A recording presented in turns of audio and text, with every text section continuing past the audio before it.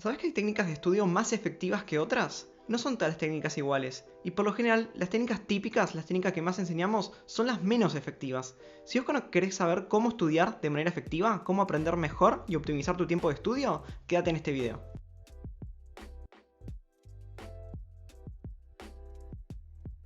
Las técnicas más efectivas por lo general son desconocidas porque en el sistema educativo tradicional justamente no se conocen o no se termina de entender cómo funcionan y qué es lo que hacen. Entonces hay una desconexión muy grande entre lo que la investigación nos señala que funciona y por otro lado lo que nos enseñan en la escuela o en la facultad, ¿sí? Y por otro lado, estas técnicas son muy criticadas porque como no se comprenden, uno piensa que se trata más de memorización que de verdadero aprendizaje. Y esto es un error, así que en este video vamos a ver por qué. Primero, para empezar a hablar de esto es importante que entendamos qué significa olvidar. Desde 1885 los psicólogos trazan lo que se llaman curvas de olvido, que básicamente grafican la velocidad con la cual olvidamos algo luego de escucharlo o verlo por primera vez. Básicamente cuando apenas escuchamos algo empezamos a olvidarlo de manera exponencial y por ejemplo después de una clase de 1 o 2 horas perdemos el 70% de la información que acabamos de escuchar o de observar apenas salimos del aula. El otro 30% de información por lo general se empieza a olvidar de manera más lenta, pero esto es un dato muy importante. Más del 70% de la información que supuestamente aprendimos ya lo olvidamos apenas salimos del aula. Cuando se hacen estudios de este estilo, lo que se nota es que en realidad el tiempo óptimo de atención es de más o menos entre unos 10 y 15 minutos, y por ejemplo las personas acordamos lo que pasó en la clase los primeros 10-15 minutos y los últimos 10 minutos. Todo lo que pasó en el medio solemos olvidarlo, ¿sí? Entonces, básicamente las técnicas efectivas de estudio vienen a interrumpir este proceso de olvido, vienen a hacer que realmente podamos aprender y no olvidemos la información que estamos supuestamente aprendiendo. Y uno de los procesos más efectivos para interrumpir este proceso de olvido es lo que se conocen como técnicas de recuperación, o en inglés se conoce como active recall, ¿sí? En el ámbito de la psicología, esto se conoce hace mucho tiempo como lo que se llama el efecto de testeo. Vamos a explicar un poquito en qué consiste. Comúnmente las personas pensamos de manera equivocada cuando hablamos sobre testeos. En el sistema educativo tradicional, por ejemplo, se usa el testeo para poner un puntaje que evalúa cuánto un alumno sabe o no sabe sobre un tema. Es como si estuviéramos tratando de medir cuánto aprendimos de un tema y con este examen estamos como sacando una foto para poder ver qué es lo que hay dentro de nuestra cabeza, para saber cuánto aprendimos y el puntaje o la cantidad de preguntas correcta viene a reflejar cuánto sabemos, ¿sí? O sea, cuánto conocimiento tenemos de este tema. Esta manera de pensar es equivocada y esto es lo que cuesta tanto de entender. El testeo en sí mismo lo que hace es que aprendamos mejor esta información que estamos tratando de recordar. Básicamente lo que se descubrió hace mucho tiempo es que cuando estamos tomando un test justamente para ver cuánto sabemos de algo, esta información que estamos queriendo recordar se recuerda mucho mejor a futuro a partir de ese test, ¿sí? Es decir, cuando estamos tratando de recordar algo sin apoyarnos en reexperimentar la información externa, es decir, sin releer un libro, sin volver a ver una clase, sin ver un video que explique sobre el tema, sino que cerramos los libros y tratamos de concentrarnos, tratamos de recordar desde nuestra propia memoria un contenido, que esto es lo que hacemos durante un examen, este mismo proceso es la mejor manera de interrumpir la curva de olvido y de aprender esta información que estamos tratando de recuperar. No importa tanto en realidad si pudimos efectivamente recuperarlo o si no nos salió la respuesta y nos vamos a fijar a ver cuál era la respuesta correcta. En cualquiera de los dos escenarios, tanto si pudimos responder de manera correcta como si vamos a chequear cuál era la respuesta, estamos creando nuevas conexiones neuronales, nuevos canales de recuperación para esta información, así que en el futuro vamos a poder acceder a esta información con mucha mayor facilidad. Esta es la mejor técnica de estudio. El problema es que por lo general no vemos el aprendizaje de esta manera, no vemos el testeo de esta manera. Pensamos que el testeo fuera otra cosa, fuera solamente el momento de evaluación y no el método de aprendizaje más efectivo en sí mismo. Así que la mejor manera de empezar a optimizar nuestro estudio es incorporar procedimientos de active recall, de recuperación activa en nuestro estudio. Empezar a tomarnos autoexámenes, empezar a cerrar el libro y tratar de recordar lo estudiado sobre un tema, tratar de explicarlo con nuestras propias palabras, pero sin usar información externa, sin apoyarnos en otros dispositivos, en presentaciones, en PowerPoints o en resúmenes, sino tratar nosotros de poder recuperar esta información. Porque aprender no se trata de meter información en nuestra cabeza, sino se trata de poder recuperarla. Y para que esta práctica de recuperación sea efectiva, tenemos que repetir varias veces esta práctica de recuperación, pero tenemos que espaciarla en el tiempo. Es decir, No sirve, por ejemplo, que si estoy estudiando historia me pregunte sobre un tema difícil de historia que estoy tratando de aprender y en cuanto lo respondo me siga durante un par de horas haciendo la misma pregunta y tratando de responderla de vuelta muchas veces correctamente. Porque básicamente ahí practiqué una sola vez la recuperación, que fue la primera vez que respondí la pregunta. Y después, como esta respuesta ya está fresca en mi memoria, no sigo ejercitando estas conexiones neuronales, no sigo fortaleciendo estas redes neuronales que traen esta información a mi memoria, porque no se fue nunca, porque ya lo tengo fresco después de la primera vez que lo estudié.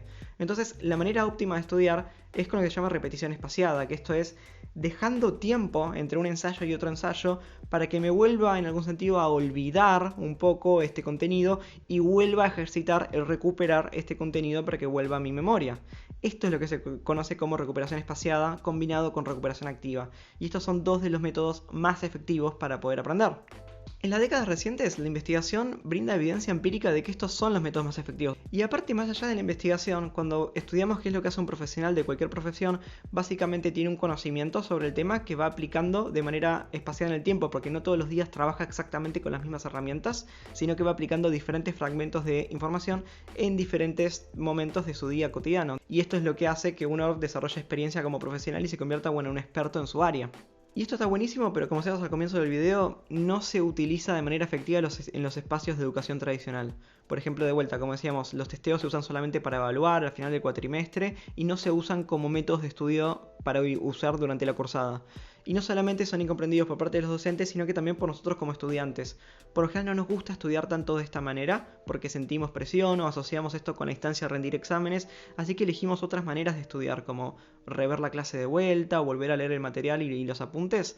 Pero de vuelta, esto no es el mejor uso de nuestro tiempo, esto no es la manera en que podemos optimizar nuestro tiempo y nuestro esfuerzo para poder aprender lo más posible. Y por otro lado, es muy común escuchar críticas que dicen que esto se trata solamente de memorización y que no se trata de verdadero aprendizaje. Y esto está equivocadísimo. En primer lugar, el aprendizaje requiere que utilicemos memoria, es decir, no es algo incompatible. Cuando las personas critican este método de estudio, básicamente lo que se plantea es que el aprendizaje sería algo de orden superior, que no es solamente memorizar información, y es verdad eso, porque no se trata solamente de memorizar información, uno tiene que saber cuándo aplicar este conocimiento, cuándo no, cuándo poder tener un pensamiento crítico sobre lo que aprendió para ver, algunas fallas en la teoría, poder contrastar con otras teorías, tiene que entender lo que estudió, obviamente, pero la memoria es un componente esencial. Si yo no tengo memoria, si yo no puedo realmente recuperar esta información cuando hace falta, no lo voy a poder aplicar, ¿sí?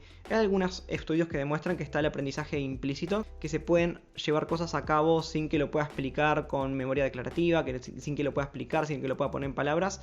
Pero en ámbitos profesionales, en las cosas que más nos sirven para estudiar, este no es el tipo de memoria que se utiliza, ¿sí? Un cirujano, por ejemplo, tiene que ya saber qué es lo que va a hacer dentro del quirófano, tiene que poder recordarlo, no lo va a poder aprender en el momento en que entre el quirófano, ¿sí? Lo mismo ocurre para cualquier otro profesional en cualquier otra disciplina. Entonces, por un lado, la memoria es una parte fundamental para poder aprender, y por otro lado existe como una falsa dicotomía, como que uno aprende de esta manera, uno tiene buena memoria para aprender las cosas, o uno es creativo. Y esto es completamente falso. Podemos pensar el ejemplo de una persona que quiere tocar la guitarra, ¿sí? Si uno no conoce algunas cosas básicas de la guitarra, si no sabe cómo tocar diferentes acordes, la creatividad va a estar muy limitada. Uno va a poder por ahí golpear las cuerdas y hacer algún ruido feo, pero va a ser muy difícil componer una buena melodía si no conoce algunas cosas básicas sobre cómo tocar la guitarra, ¿sí? A medida que uno va aprendiendo diferentes acordes y cómo se pueden combinar, se vuelve mucho más creativo porque tiene la capacidad de poder crear diferentes melodías, porque puede combinar diferentes movimientos, diferentes estrategias de manera innovadora. Lo mismo ocurre para cualquier otro campo de aprendizaje.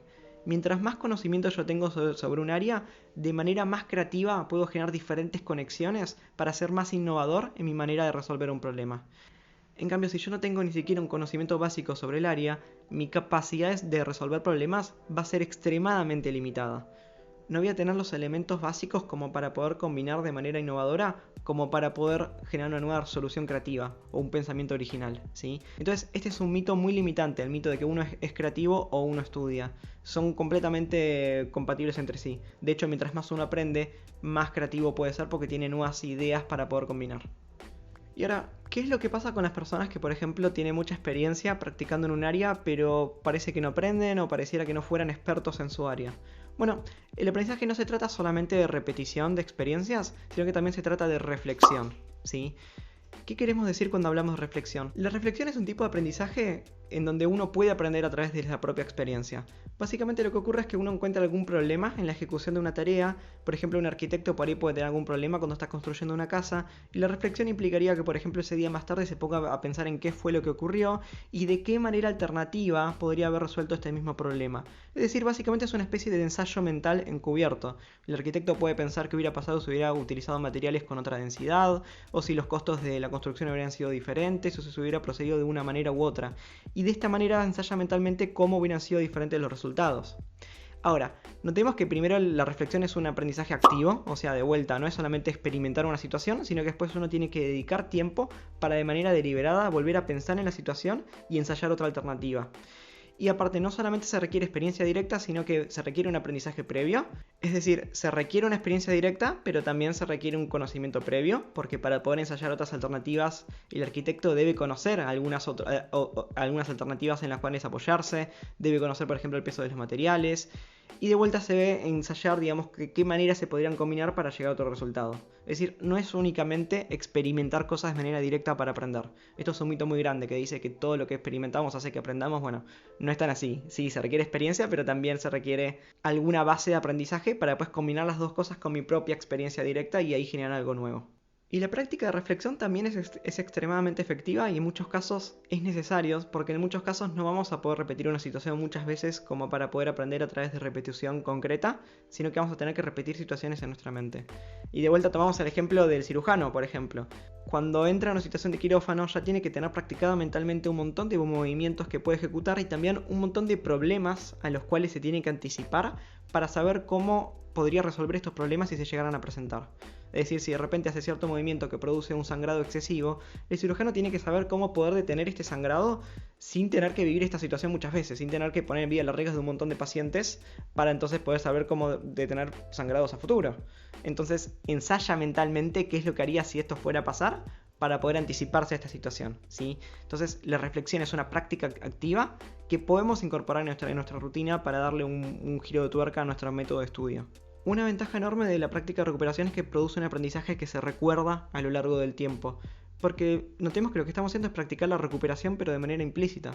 Cuando estoy pensando otras soluciones, estoy recuperando fragmentos de información que pueden ser útiles y practicando cómo los podría utilizar. Así que de esta manera estoy también haciendo un poco de active recall a la vez que hago esto de recuperación activa.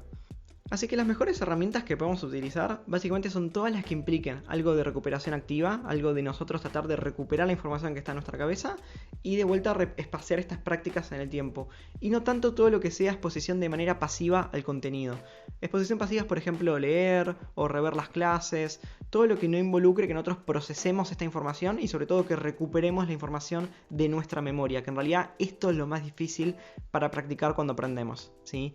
Así que bueno, esto es algo muy importante para estudiar, pero no es lo único, porque el proceso de aprendizaje también requiere, en primer lugar, que podamos entender lo que estamos aprendiendo, porque es imposible memorizarlo si no lo entiendo, e incluso si lo consiguiera no lo podría aplicar después, porque el otro paso va a ser contextualizar. Básicamente saber cuándo la situación requiere que aplique algún conocimiento y cuándo no, que esto es algo que cuesta un montón. Sobre todo se nota mucho en matemática, uno por ahí puede conocer todas las fórmulas, pero no saber qué ejercicio requiere aplicar qué tipo de fórmulas. Bueno, esto es uno de los procedimientos que podemos usar para poder aprender mejor. Si querés saber más sobre diferentes técnicas y diferentes estrategias y algunos problemas comunes que ocurren a la hora de estudiar, te invitamos a que veas nuestra descripción y también cheques nuestras redes sociales para poder acceder a nuestro curso sobre técnicas de estudio basadas en evidencia, donde tenemos un montón de técnicas que son útiles para poder estudiar de manera efectiva y poder optimizar nuestro tiempo. Igualmente también vamos a seguir subiendo algunos videos en el canal sobre diferentes técnicas de estudio, así que puedes dejarnos en tus comentarios cuáles son algunos problemas que encontrás a la hora de estudiar o cuáles son algunas cosas que te gustaría que profundicemos un poco más para que quede más claro cómo poder ir mejorando el sistema de estudio. Así que bueno, esperamos leer tus comentarios y nos vemos en el próximo video.